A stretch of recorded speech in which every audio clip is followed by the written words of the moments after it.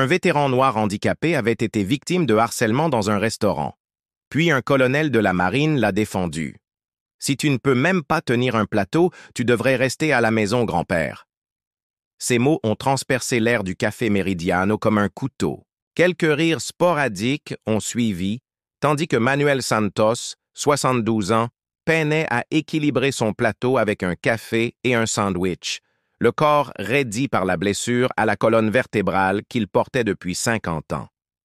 Ses mains sombres et ridées tremblaient, non pas à cause de la remarque cruelle, mais à cause des éclats d'obus qu'il portait encore de la guerre. Les médecins avaient dit qu'il ne remarcherait plus jamais. Manuel leur a prouvé le contraire, même si chaque pas était un combat silencieux qu'il menait quotidiennement. Il essaie d'obtenir une réduction parce qu'il est noir et infirme, chuchota une femme à la table voisine, assez fort pour être entendu. Manuel continua lentement sa consommation de café, comme s'il n'avait rien entendu. Le petit déjeuner dominical au Meridiano était une tradition pour Manuel. 10 ans à fréquenter le même endroit, assis à la même table près de la fenêtre, où le soleil réchauffait ses os endoloris tout en contemplant la place. Un petit réconfort qu'il s'autorisait, une routine qui l'aidait à organiser son esprit encore parfois hanté par des flashbacks du front. Je parie que ça n'a même pas marché, dit un homme d'âge mûr en faisant tournoyer sa bière matinale. Tu as probablement acheté cette broche dans une brocante. L'épingle que Manuel portait discrètement dans la poche de sa chemise était une décoration pour sa bravoure, au combat. Il ne l'exhibait jamais ouvertement, non pas par honte, mais parce que les hommes comme lui n'avaient pas besoin d'applaudissements pour avoir fait ce qu'ils considéraient comme leur devoir. En s'approchant de sa table habituelle, la main de Manuel trembla plus fort. Une tasse de café se renversa, tachant la nappe blanche. Il marqua une pause, se demandant s'il devait essayer de nettoyer ou simplement s'asseoir.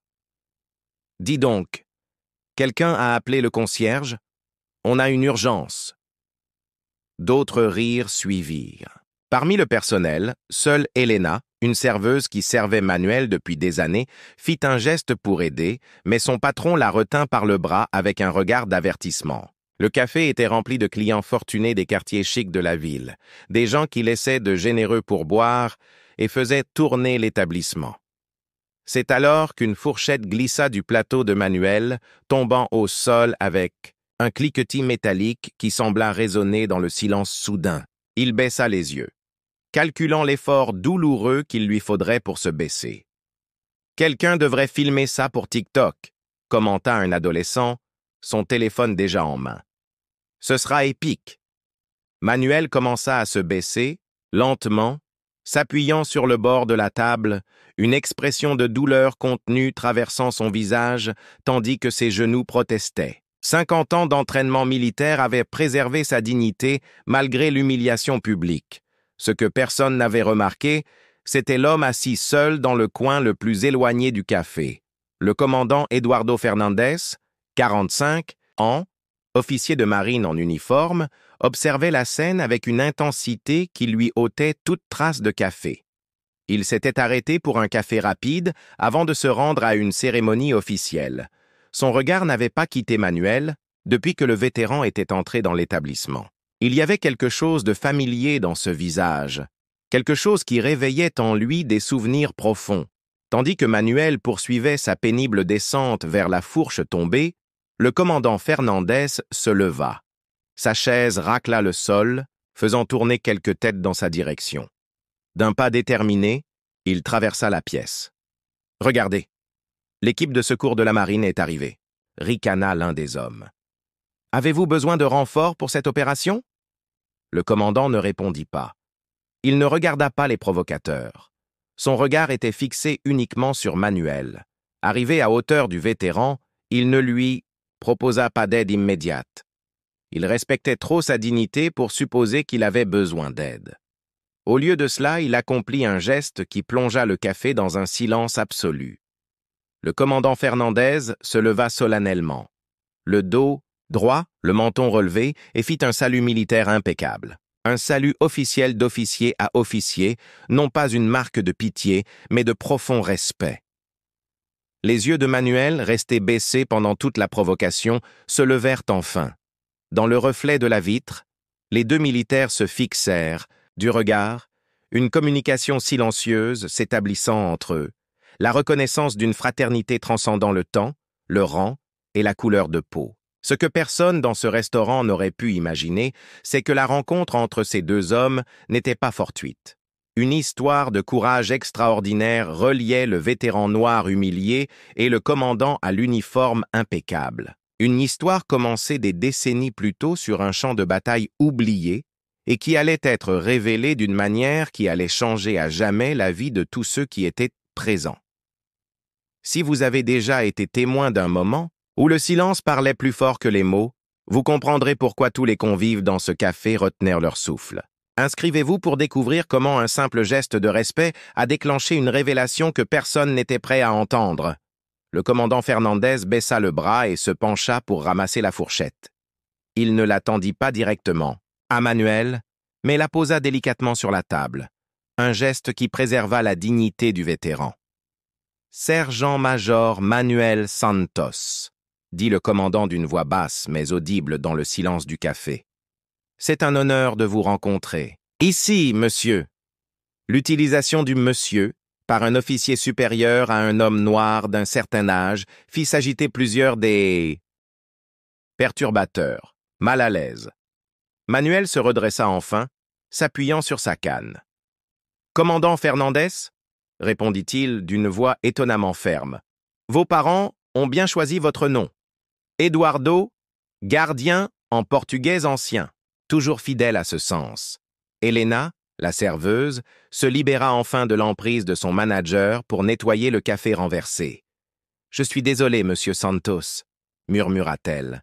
« J'aurais dû vous aider plus tôt. »« Ce n'est rien. »« Helena, » répondit Manuel. « Tout le monde ne peut pas risquer son gagne-pain pour faire ce qu'il faut. » Le gérant du café, Victor, s'approcha rapidement, son sourire professionnel dissimulant à peine son malaise.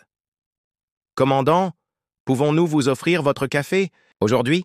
Et pour vous aussi, monsieur Santos. » Le commandant fixa le gérant d'un regard fixe. « Vous vous souciez maintenant du bien-être du sergent-major Santos après l'avoir laissé se faire ridiculiser dans votre établissement? » « Inutile, commandant, » interrompit calmement Manuel. « Monsieur Victor a toujours été cohérent dans ses priorités. » Le groupe qui s'était moqué de Manuel baissa les yeux vers ses assiettes, à l'exception de Jason Porter, un homme d'âge moyen vêtu d'un costume coûteux.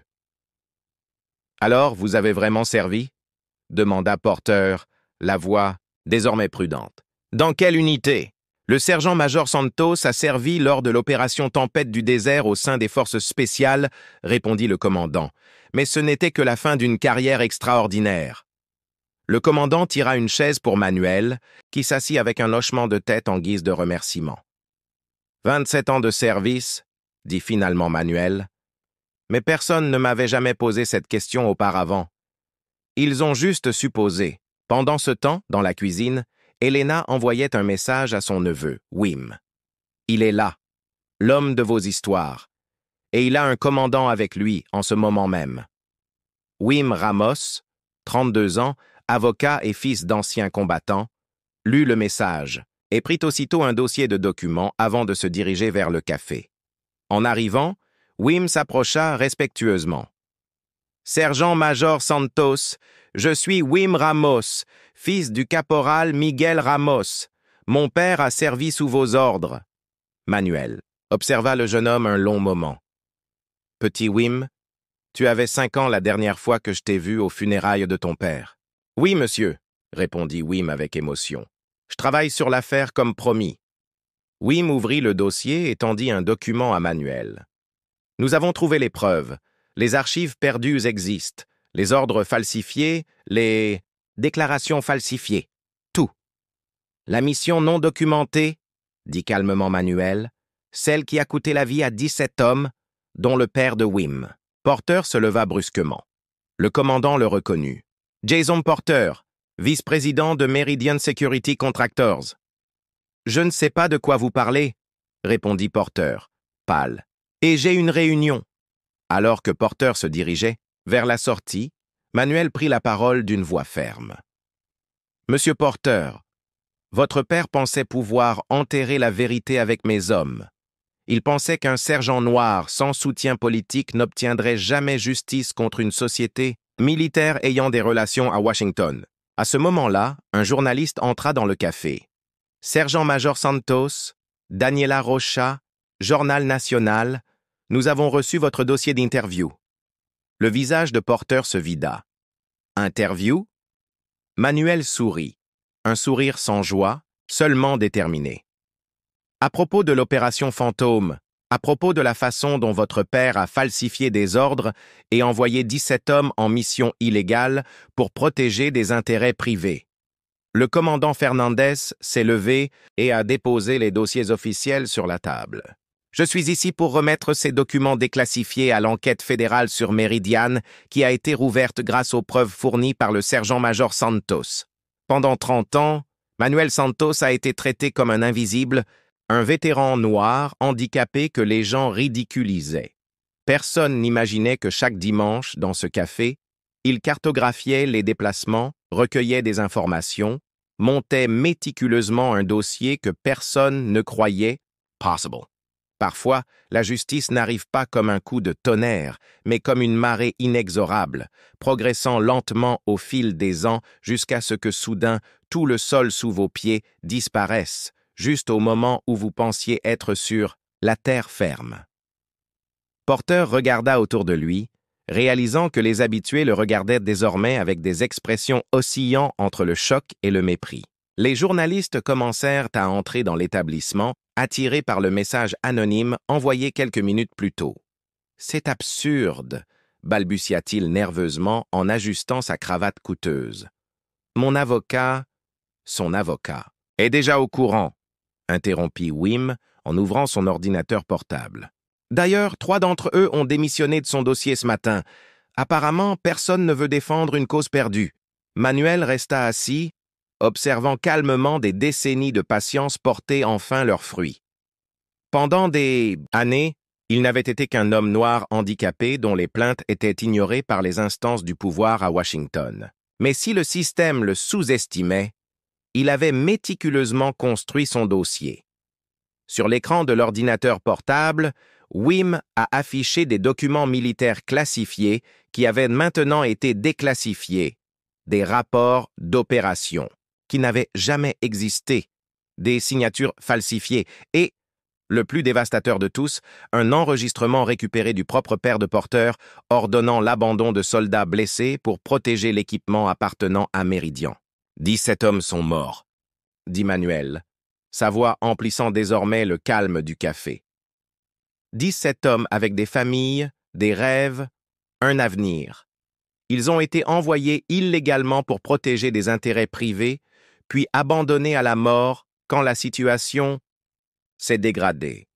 Le commandant Fernandez s'approcha et posa une main sur l'épaule de Manuel. « Je n'étais qu'une recrue lorsque le sergent-major Santos m'a sorti de cette zone de mort. Il y est retourné 3 fois pour secourir d'autres. Personne, même après avoir été blessé. » Porter tenta de se diriger vers la sortie, mais se trouva bloqué par 2 agents fédéraux qui venaient d'entrer.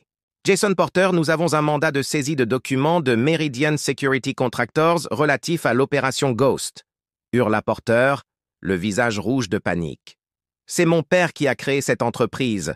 On a des contrats gouvernementaux. » Manuel sourit légèrement. « Il l'a construit avec du sang, Monsieur Porter. »« Le nôtre. » Daniela Rocha, la journaliste, désigna la vitrine du café. Dehors, une petite foule commençait à se rassembler. Des proches des soldats disparus, lors de cette opération secrète. Ils portèrent des photos de leurs proches et des affiches réclamant justice. « Comment ?» murmura Porter en s'effondrant sur une chaise à proximité. « Pendant que tu me voyais comme un vieil homme noir infirme, je traquais chaque survivant, chaque famille, » expliqua Manuel. « Pendant 30 ans, chaque dimanche que je passais dans ce café à regarder par la fenêtre, j'attendais ton arrivée. Ce café n'est qu'à 2 pâtés de maison du siège de Meridian, et je savais que nos chemins finiraient par se croiser. » Victor, le gérant, s'approcha nerveusement. « Monsieur Santos, il serait peut-être préférable de régler le problème ailleurs. Nous dérangeons les autres clients. » Le commandant Fernandez se tourna vers lui.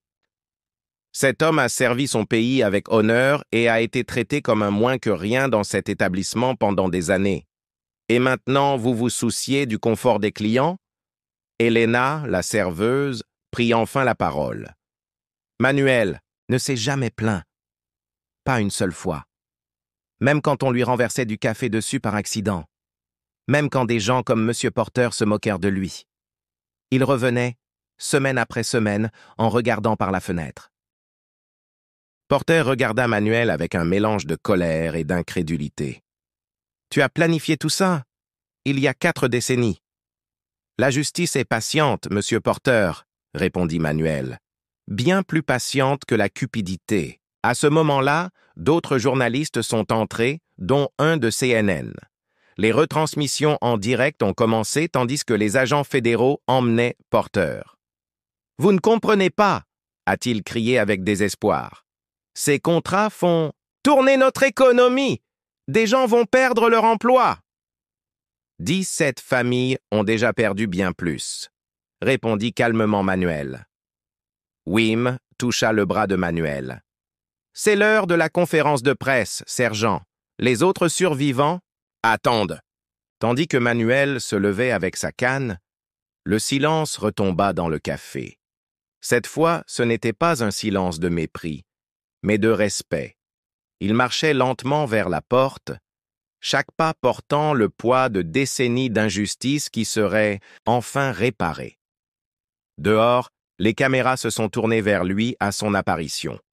Porter, désormais assis à l'arrière d'une voiture fédérale, regardait avec horreur son empire s'effondrer. Son entreprise perdait déjà de la valeur en bourse, les actions s'effondrant à mesure que la nouvelle se répandait. Sergent-major Santos a appelé un journaliste. « Comment vous sentez-vous après tout ce temps ?» Manuel s'arrêta et regarda les caméras droit dans les yeux. « Je ne suis pas là pour me venger, je suis là pour la justice, pour 17 hommes qui n'ont pas pu rentrer chez eux, pour leurs familles, qui méritent la vérité, et pour faire comprendre aux entreprises comme Meridian qu'il y a des limites à ne pas franchir, même au nom du profit. » Ce que Porter et ceux qui se moquaient de Manuel n'ont jamais réalisé, c'est que son apparente fragilité cachait une force intérieure forgée dans les pires circonstances imaginables. Alors que le monde regardait un vétéran noir handicapé renverser un empire bâti sur le mensonge, une vérité simple est apparue. Parfois, l'arme la plus puissante contre l'injustice n'est ni la colère ni la violence, mais la détermination inébranlable de ceux qui ont tout perdu, sauf leur intégrité. 6 mois se sont écoulés depuis ce matin-là au Café Meridiano. L'établissement affichait désormais une nouvelle enseigne à l'entrée, Café des vétérans. Et une photo encadrée de Manuel Santos trônait à l'honneur sur le mur principal. Victor n'était plus le gérant. Elena avait été promue après le scandale.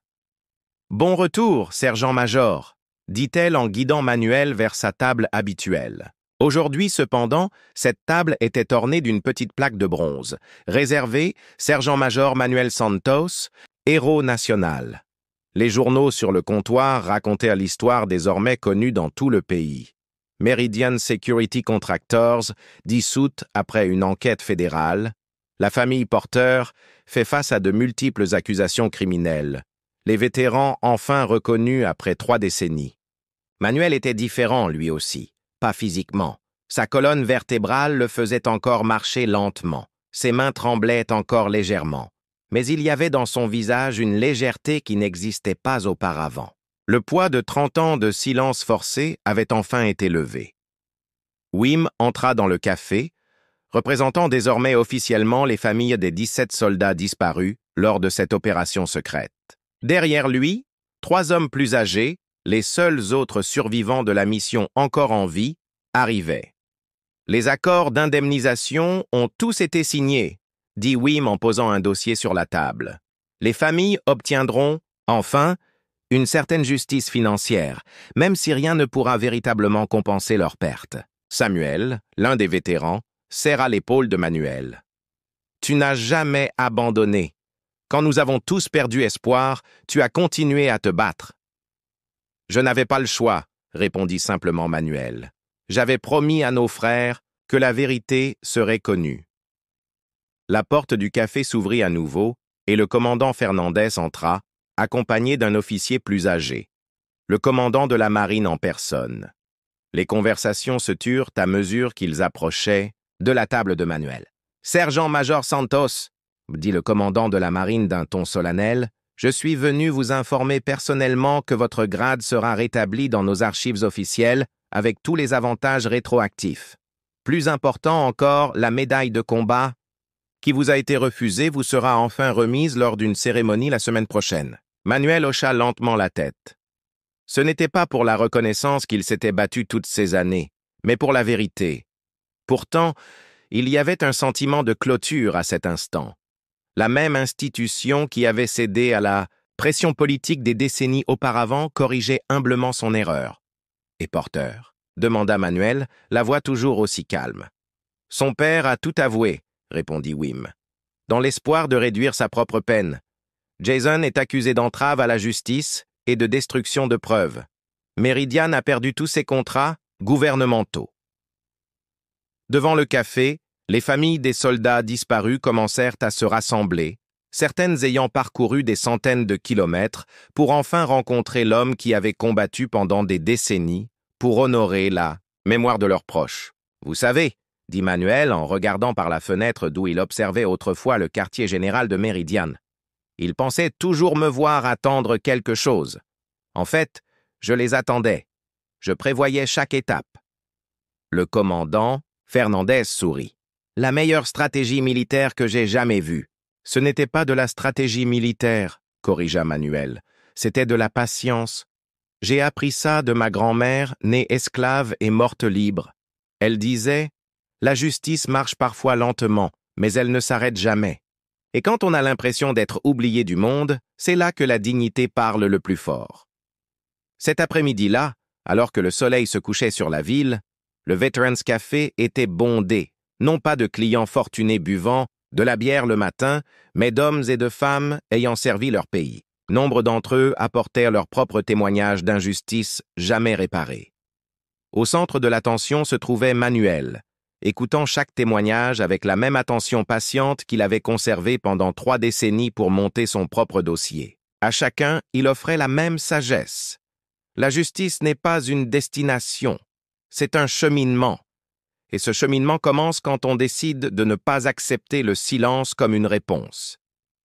Jason Porter, désormais en liberté conditionnelle, en attendant son procès, passait parfois devant le café. Parfois, il s'arrêtait brièvement, observant l'intérieur, voyant l'homme dont il s'était moqué, désormais entouré de respect et de détermination. C'était une puissante leçon sur la façon dont l'arrogance peut aveugler la force tranquille d'un adversaire sous-estimé. Par la fenêtre, Manuel remarquait parfois Porter qui l'observait. Et un après-midi, il fit une chose inattendue. Il l'invita à entrer. Non pas pour se réconcilier, mais pour illustrer une vérité essentielle. La véritable justice ne se résume pas à la vengeance, mais au rétablissement de la vérité, de la dignité et, surtout, de l'humanité qui unit même ceux qui se trouvent dans des camps opposés dans un combat moral. Dans un monde où les cris de haine couvrent souvent les murmures de courage, Manuel Santos nous rappelle que certaines des batailles les plus importantes ne se livrent pas avec les poings levés, mais avec la détermination inébranlable de ceux qui savent que la vérité, aussi lente soit-elle, trouve toujours son chemin vers la lumière.